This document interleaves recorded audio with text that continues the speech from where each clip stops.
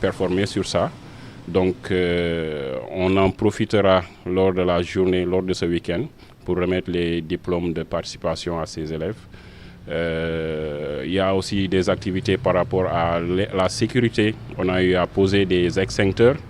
dans les mosquées, les lieux de culte de la Médina. Donc avant de poser ces extincteurs, on avait bien entendu fait une formation sur l'utilisation, sur l'usage, sur la nécessité. Donc pour pouvoir permettre à ceux-là de pouvoir manipuler ces appareils qui sauvent des vies, bien entendu. Donc aujourd'hui, nous sommes à la veille du forum sur l'environnement qui a pour thème le comportement des populations pour un espace salubre, pour un espace propre, donc toujours autour de l'insalubrité. Donc on a voulu commencer par le forum pour faire exception à la règle. D'habitude, c'est surtout des set-setals qui sont organisés un peu partout dans le pays, un peu partout dans la Médina. Et on se rend compte, et je pense que tout le monde a fait le constat, qu'à chaque fois qu'il y a un exercice de set-setal, le lendemain ou bien les jours qui suivent, c'est comme s'il n'y avait pas d'effort qui avait été fourni pour rendre certains lieux propres. Donc, on a eu à contacter des partenaires clés par rapport à ce domaine de compétences, bien entendu qui incombe à notre chère commune, la commune de la Médina. Donc on va y aller en partenariat avec la commune de la Médina. Bien entendu, le ministère de l'Urbanisme a été convié avec les différentes directions qui sont affiliées à ce ministère, notamment UCG, qui va venir nous accompagner sur ce forum avec des formateurs qui vont venir, qui vont discuter avec la population, qui vont aller dans ce sens de sensibilisation, comme je le disais tout à l'heure. Donc ce sera le samedi à partir de 16h à Tchering. Donc tout le monde est invité, toutes les associations de la Médina sont invitées, toutes les autorités de la Médina sont invitées. On tient vraiment à faire de ce sujet une réalité pour tout le monde. Pardon, donc à la mosquée de Santhiaba, je rectifie. Donc le forum aura lieu sur l'esplanade de la mosquée de Santhiaba, rue 17, angle 22. Donc ce sera là-bas à partir de 16h. Donc encore une fois, nous invitons tout le monde. Classe, comme vous le voyez, est une fédération de plusieurs entités, dirigeants de plusieurs entités ici la Médina qui composent Classe. Donc tout le monde est interpellé, tout le monde est invité pour avoir ces discussions et ces échanges qui seront animés, comme je l'ai dit tout à l'heure, par les techniciens de l'UCG et certains techniciens du ministère de l'Urbanisme. Donc le lendemain, nous allons faire une journée d'investissement. Donc cette journée d'investissement, normalement, elle prendra place à Gibraltar. Donc pour un commencement, ce sera à Gibraltar. Nous sillonnerons bien entendu toute la Médina, mais il y a une raison particulière pourquoi on commence à la Gibraltar. Du fait de l'état des routes, l'ensablement, les routes qui sont en travaux actuellement à la Médina, pour ne pas avoir un impact ou un retour qui ne sera pas satisfaisant. Donc nous avons décidé de commencer à Saner Gibraltar, qui n'a pas été vraiment atteint par tous ces travaux. Donc les activités se feront ici le dimanche à partir de 9h. On ne va pas nettoyer tout le quartier, on ne va pas balayer tout le quartier de Saner Gibraltar. On va choisir des spots, on va choisir des endroits spécifiques qui nécessitent vraiment notre attention et notre engagement pour nous y investir et faire le nettoyage nécessaire.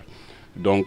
c'est un message aussi quand je dis qu'on ne va pas balayer tout le quartier, parce que je pense que c'est une appropriation de tout le monde. Donc la sensibilisation de la veille aura pour impact qu'on aille sur le terrain et qu'on s'investisse sur certains lieux et que aussi les populations s'approprient ce combat. Donc c'est un combat de tous les jours, c'est un combat de tout le monde. Donc on invite toutes les populations de la Médina à sortir et à nous accompagner. On invite toutes les associations, ils sont déjà partenaires. Je ne citerai pas d'associations pour éviter de frustrer, mais toutes les associations sont invitées. Donc ça, ce sera le dimanche, encore une fois à 9h. Il y aura des surprises.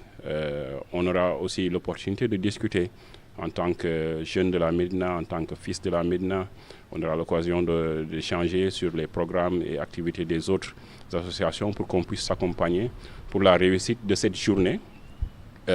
qui sera en fait le début d'une aventure sur tout ce qui est environnement. Donc c'est sûr et certain qu'on ne pourra pas changer les esprits, qu'on ne pourra pas changer les comportements en 2 jours avec un forum et un investissement humain. Mais là, ce sera le début d'un programme sur une période bien définie qui pourra nous permettre d'atteindre ces objectifs qui font que nous sommes très, très, très concentrés sur ça et que nous ferons de notre mieux pour pouvoir réussir cette mission. Donc, c'est ce que je voulais partager avec vous, chers amis, chers frères, chers parents de la Médina. Donc, je ne vais pas tarder à passer la parole, mais bien entendu, je vais présenter mes amis qui sont avec moi de la Fondation Classe. Donc, on a Adja, qui est vice-présidente à ma droite, bien entendu, qui est vice-présidente de Classe. À ma gauche, on a Cheikh Ibra. Derrière moi, Cheikh Ibra, qui est responsable de la commission environnement. Donc, derrière moi, on a Lala, qui est responsable de la commission féminine. On a Khalifa, qui est secrétaire général adjoint. Et on a Souleymane Sy, qui est chargé de la commission partenariat et relations extérieures. Donc, merci encore une fois. Je lance encore cet appel. Venez nombreux pour qu'on puisse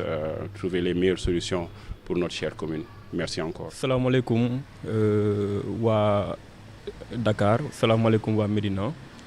Je suis Cheikh Fall, membre de la commission environnement et cadre de vie de la Fondation Classe. Donc je crois que tout à l'heure, comme le président Jeannot Bokandé expliqué tout à l'heure en français, donc je vais directement résumer par rapport à l'activité au niveau de la Fondation Classe. Au niveau des activités sociales, pendant Tabaski bi amna ay collecte d'habits yoo xam ne jotoon nañ ko def pour la population. Il y avait aussi au niveau des formations et autres benn formation anglais bu ñu doon def pour former les jeunes ci anglais ñu mën di wax normalement. Il y avait aussi des cours en informatique yoo xam ne doon nañ ko organiser au niveau de Biram Sassoum à Gibraltar juste pour mën a former xale yi ci wàllum informatique mu nekk quelque chose boo xam ne daanaka handicap la bu dee mënoo ko parce que actuellement entreprise yi ñëpp xam nañ ni boo mënul informatique pratiquement day nekk benn souci ci yow lu bëri doo ko mën a def. Donc aujourd'hui ñu ñëw ci côté environnement et cadre de vie mu nekk vraiment loo xam ne lu important la ci dans la vie de l'être humain parce que ku wax environnement wax propreté xam nga tey jii mun nañ ne y a beaucoup de maladies yoo xam ne ci environnement bi lay jógee parce que saleté bi moo koy waral wala beaucoup de choses yoo xam ne c'est dina tax nit di feebar mais aujourd'hui bu ñu ci jëlee ay solutions xëy na peut-être yenn maladies yooyu noonu mun na bañ a affecter ñenn ñi waaw. Donc aujourd'hui li may wax rek souvent quand on est dans une commune il faut laisser ses empreintes mooy tey jii boo nekkee jeune da nga war a am noo war a taxawee ci sa commune. da nga war a bàyyi fii say empreinte pour ëllëg boo fi jógee ñu ne diwre doon na fi def nangam. Je crois que actuellement vu la situation de la Médina vu le cadre de vie de la Médina ñëpp gis nañ ñu mel avec les travaux insalubrité bi fi am je crois que ñun en tant que acteur de développement am nañ ci benn partition bu ñu ci war a jouer en tant que jeune. Donc ñun tey jii Fondation Classe dafa ñëw pour apporter comment dirais-je son soutien par rapport à la situation. tey jii nag ñu jugé woon mettre en place benn projet bi ñu naan classe la propreté d'abord mu nekk benn projet boo xam ne ça vise les 12 zones de la commune. Au niveau des 12 zones la ñu war a organiser des nettoiements des journées de nettoiement ak benn forum sur l'insalubrité benn forum général boo xam ne ça va concerner toute la commune. waaw donc avec l'accompagnement de l'UCG waa technicien UCG war nañ ñëw. Ministère de l'urbanisme ak ministère de l'environnement war nañ ci accompagner ci forum bi boo leen gisee tey jii pourquoi ñu commencer ci forum bi parce que on se dit souvent nettoyer baax na trop mais ne pas salir est encore mieux tey jii tey jii bu dee dañuy nettoyer bu subaa ñu xëy sànni amul njëriñ il faut tey jii ñu jéem a changer les comportements te yaakaar naa ne pour ñu changer les comportements dañuy woo ñi nga xam ne ñoom la seen xam-xam màcc ci loolu ñu waxtaan ak population bi de telle sorte que xëy na loolu bu ñu ko defee dina am benn résultat bu positif bu muy produire ci population bi moo tax ñu jugé def forum waxtaan ak population bi inviter toutes les autorités de la Médina au moins yenn comportement yi mën a changer parce que man je me dis souvent que yenn yi état d'esprit la parce que yaakaar naa ni bu ñu amoon benn éducation environnementale bu baax di nga rusa sax yor benn kaas ataaya di ko sànni ci mbedd bi wala benn sachet ainsi de suite te yaakaar naa ni loolu noonu dina tax au moins ñenn ñi bu ñu jugee ci forum bi dina am loo xam ne dinañ ko fa jëlee lu positif moo tax ñu jugé def forum bi Santhiaba déjà pourquoi le choix de Santhiaba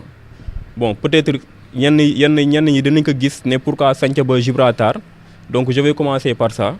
Santhiaba pourquoi le choix de Santhiaba parce que dañoo ne au niveau de Gibraltar la ñuy commencer nettoiement bi vu situation bi nga xam ne moo am Médina actuellement nga xam ne Médina mi ngi nekk en travaux c'est vrai que ni tey jii boo fa organiser quelque chose du am impact parce que da ngay xëy ñu réfectionner tali yi day mel ni nettoyer woo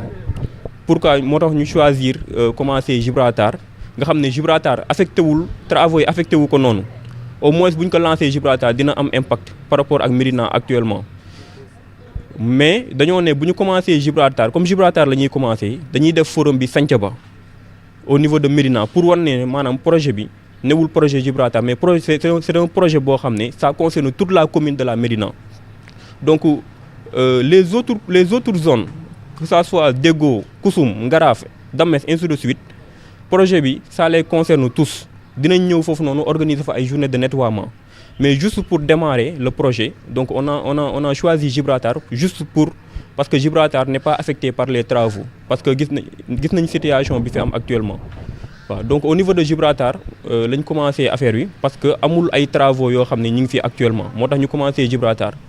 ñu jël forum bi yóbbu ko Santhiaba pour wane ni maanaam le projet ça ne concerne juste pas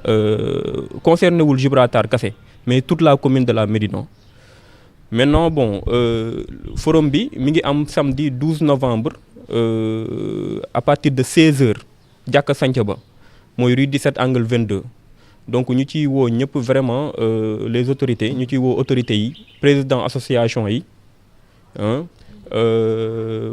délégués de quartier yi les imams ak bàjjenu gox yi di ci woo ñëpp les associations acteurs de développement yi ñëpp ñu ciy woo ñëpp waaw donc di wax ni maanaam ci biir forum bi am nañ ci ay partenaires yu ñuy accompagner à savoir tey jii maanaam UCG ñoom tey jii ñoom ñooy animer forum bi am na aussi tamit benn conférencier boo xam ne fee lay jógee direction éducation environnementale bu bokk ministère de l'environnement waa ministère de l'urbanisme aussi y a Amelo Service mu nekk benn entreprise boo xam ne bu bees la moom aussi tamit ci partenaires yi la bokk par rapport ak partenaires yi ak commune u Médina donc parce que je crois que commune bi adressé nañ leen benn courrier par rapport ak loolu noonu ak li ñu bëgg a def donc aussi ñoom ils font partie des partenaires yi nga xam ne dañuy accompagner ci forum bi waaw donc le dimanche incha allah dimanche 13 novembre ci la ñuy def nettoiement bi Gibraltar à partir de 9h waaw donc foofu lañ koy tàmbalee ñu ciy woo ñëpp toutes les associations ñu ñëw jàpp ci nettoiement bi parce que pratiquement lu ñuy def newul ñun lañ koy defal fondation classe lañ koy defal mais dañ koy def pour ñi fi dëkk waaw parce que tey jii bu cadre de vie bi setee ñun la setal bu cadre de vie bi tilimee ñun la tilimal te aujourd'hui maladie yi nga xam ne ñoo ciy jógee après ñun ñëpp lay incomber donc ci ñun lay dal après ñun ñooy suñu parents yi ñooy sonn di yóbbu hôpital ainsi de suite donc tey jii kon nag ñun en tant que jeune war nañ cee mën a def ay jéego dox ci bu baax a baax ba nga xam ne dinañ am cadre de vie bu set waaw encore une fois di remercier waat encore une fois ñëpp waa la presse notamment Médina TV HD Médina TV comment dirais-je en rouge et Dak Médina ak toutes les personnes yi nga xam ne ñëw nañ ci point de presse bi vraiment di leen remercier encore une fois te di leen jox rendez-vous le samedi 12 novembre à partir de 16h jàkka Santhiaba et le lendemain dimanche incha allah à Gibraltar pour nettoiement bi merci beaucoup.